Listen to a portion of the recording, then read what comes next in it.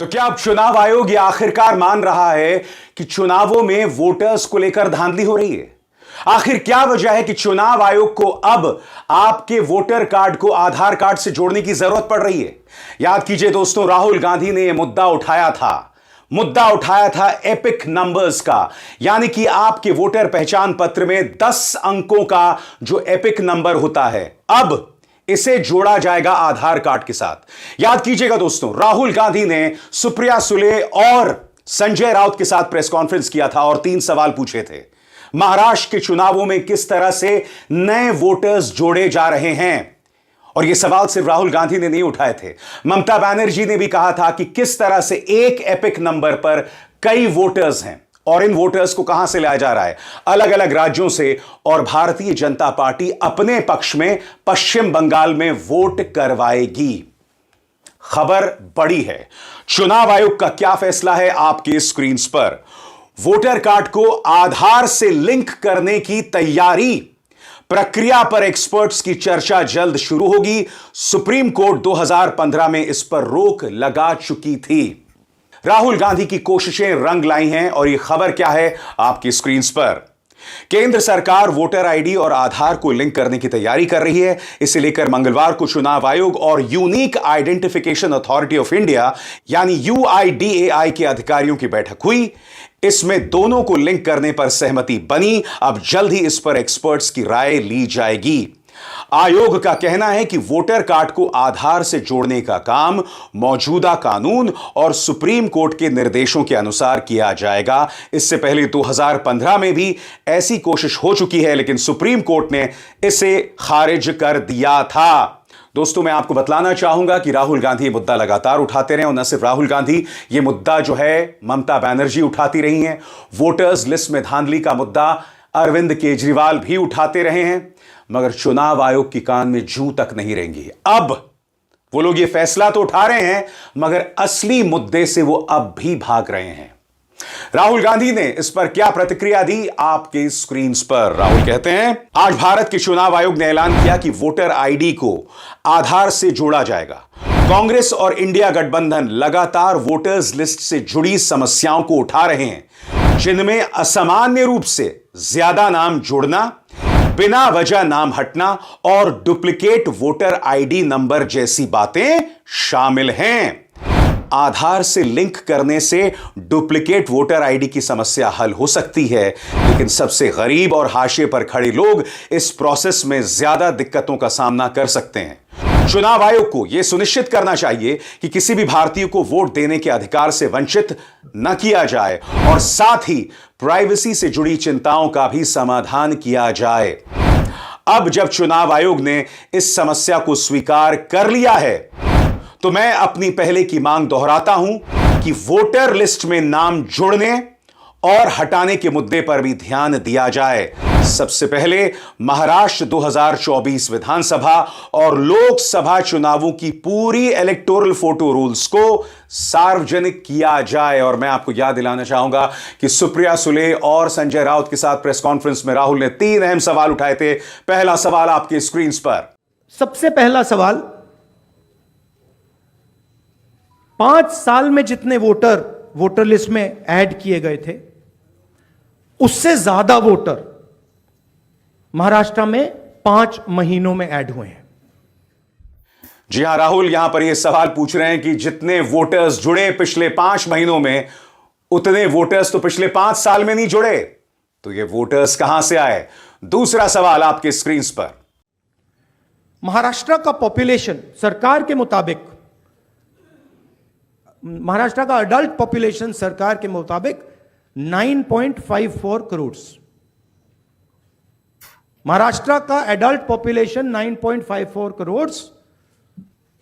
Election commission के मुताबिक महाराष्ट्र में 9.7 करोड़ वोटर्स हैं। इसका मतलब इलेक्शन कमीशन कह रहा है, देश की जनता को कह रहा है, देश के युवाओं को कह रहा है कि महाराष्ट्र में एडल्ट पॉपुलेशन से ज्यादा वोटर्स हैं। और यह सवाल भी वाजिब था, ऐसे कैसे हो सकता है कि जो वोटर्स की संख्या है वो असल आबादी से भी ऊपर हो? जिसका जवाब अब तक चुनाव आयोग के पास नहीं है। तीसरा सवाल कांती विधानसभा चुनाव को लेकर क्या पूछा, सुनिए। कामती विधानसभा, यहां पे कांग्रेस पार्टी को लोकसभा में 1.36 लाख वोट मिला है। विधानसभा में तकरीबन उतना ही वोट हमें मिला, 1.34 लाख। यह चुनाव हम जीते, लोकसभा वाला। लोकसभा के चुनाव में बीजेपी को 1.19 लाख वोट मिलता है। इस कंस्टिट्यूएंसी में 35,000 नए वोटर्स ऐड होते हैं और वो 35,000 के 35,000 वोटर सीधे बीजेपी के खाते में जाते हैं और बीजेपी चुनाव जीतती है। यह एक उदाहरण है, ऐसे महाराष्ट्र में अनेक उदाहरण हैं। और सवाल भी वाजिब था, ऐसे कैसे हो सकता है कि जितने भी नए वोटर्स जुड़े सब भाजपा के पाले में? सवाल उठेगा। मैं आपको बतलाना चाहूंगा कि ममता बनर्जी ने भी यह मुद्दा उठाया था। कम से कम जो मुद्दे उठाए जा रहे हैं, चुनाव आयोग कुछ काम करता तो दिख रहा है। ममता ने क्या कहा आपकी स्क्रीन पर। बंगाल के कई मतदाताओं को जो एपिक नंबर दिए गए हैं, वही एपिक नंबर पंजाब, हरियाणा, गुजरात और बिहार के मतदाताओं को भी दिए गए हैं। उन्हें भाजपा ट्रेन से यहां मतदान के लिए लाएंगे, जिन्हें इस प्रदेश में वोट डालने का अधिकार नहीं है। बात तो वाजिब है ना दोस्तों। याद कीजिएगा किस तरह से दिल्ली के चुनाव में रोहिंग्या बताकर लोगों का नाम वोटर्स लिस्ट से गायब कर दिया गया। चुनाव आयोग ने एक भी वाजिब जवाब नहीं दिया। बहरहाल ये जो ताजा घटनाक्रम है जिसमें आपका वोटर आई कार्ड आधार से जोड़ा जा रहा है, इस पर चुनाव आयोग ने क्या कहा है आपकी स्क्रीन पर। चुनाव आयोग ने कहा, संविधान के अनुच्छेद 326 के मुताबिक मतदान का अधिकार केवल भारत के नागरिक को दिया जा सकता है, लेकिन आधार केवल व्यक्ति की पहचान है। इसलिए यह निर्णय लिया गया है कि मतदाता फोटो पहचान पत्र को आधार से लिंक करने के लिए सभी कानूनों का पालन किया जाएगा। मैं आपसे एक सवाल पूछना चाहता हूं, अब जाके चुनाव आयोग क्यों एक्टिव हुआ है? पर्दे के पीछे क्या चल रहा है? क्या कुछ ऐसा है जो हम नहीं जानते हैं, जिसके बारे में हमें बाद में जाकर पता चलेगा? और आगे बढ़ने से पहले एक जरूरी संदेश, मेरे कार्यक्रमों के लिए आप नोटिफिकेशन का इंतजार मत कीजिए। मेरे चैनल में जाइए और खुद जाकर कार्यक्रम देखिए और रहिए अपडेटेड। और हां, ज्वाइन कीजिए मेरा चैनल, देखिए यह जरूरी संदेश। स्वतंत्र और आजाद पत्रकारिता का समर्थन कीजिए, सच में मेरा साथी बनिए। बहुत आसान है दोस्तों, इस ज्वाइन बटन को दबाइए और आपके सामने आएंगे ये 3 विकल्प, इनमें से एक चुनिए और सच के इस सफर में मेरा साथी बनिए।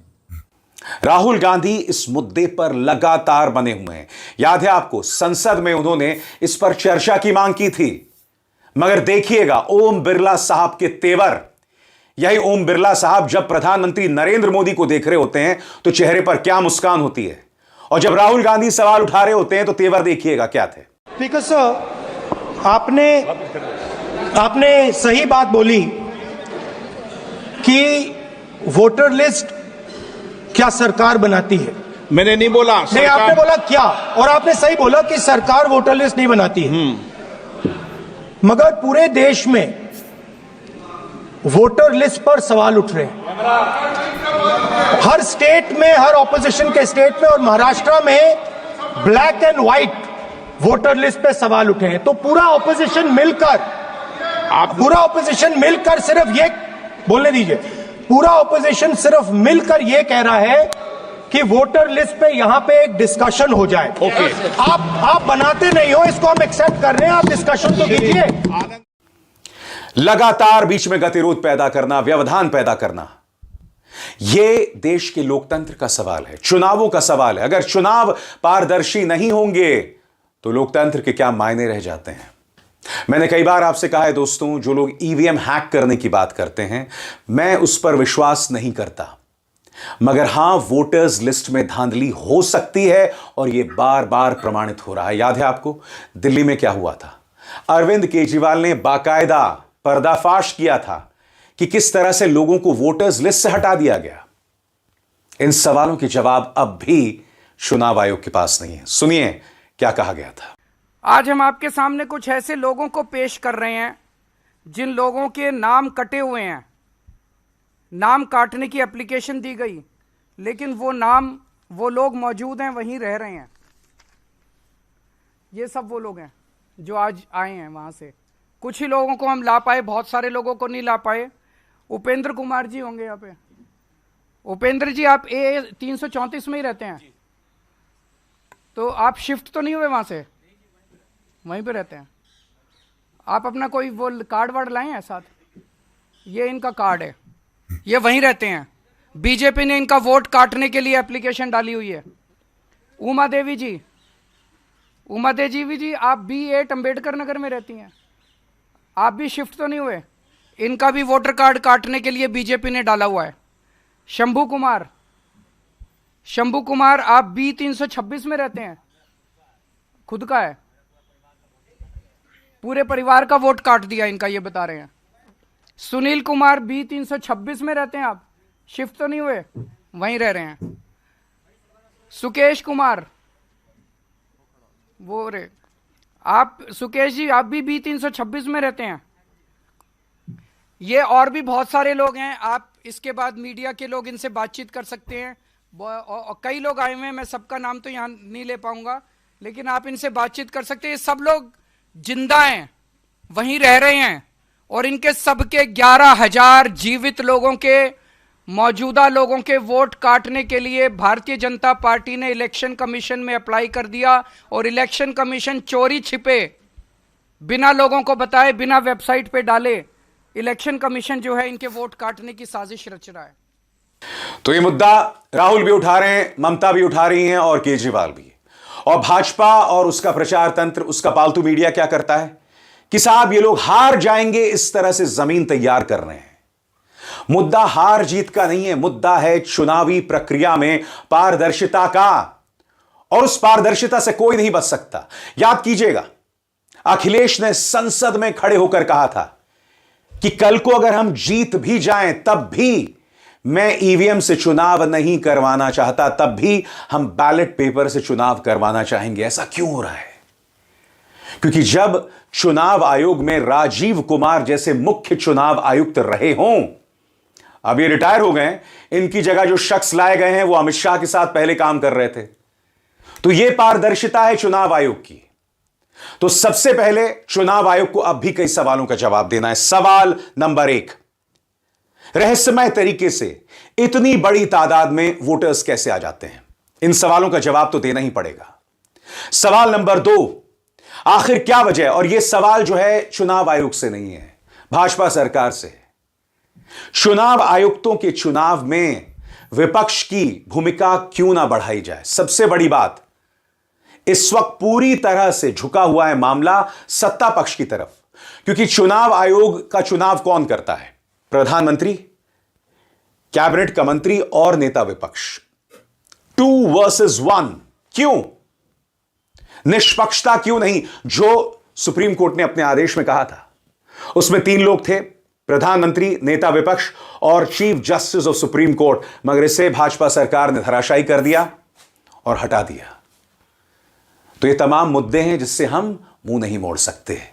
चुनावों में पारदर्शिता जरूरी है, खासतौर से इसलिए क्योंकि आज की तारीख में जो चुनाव आयुक्त बने हैं, मुख्य चुनाव आयुक्त बने हैं, उनकी विश्वसनीयता पर लगातार सवाल उठ रहे हैं।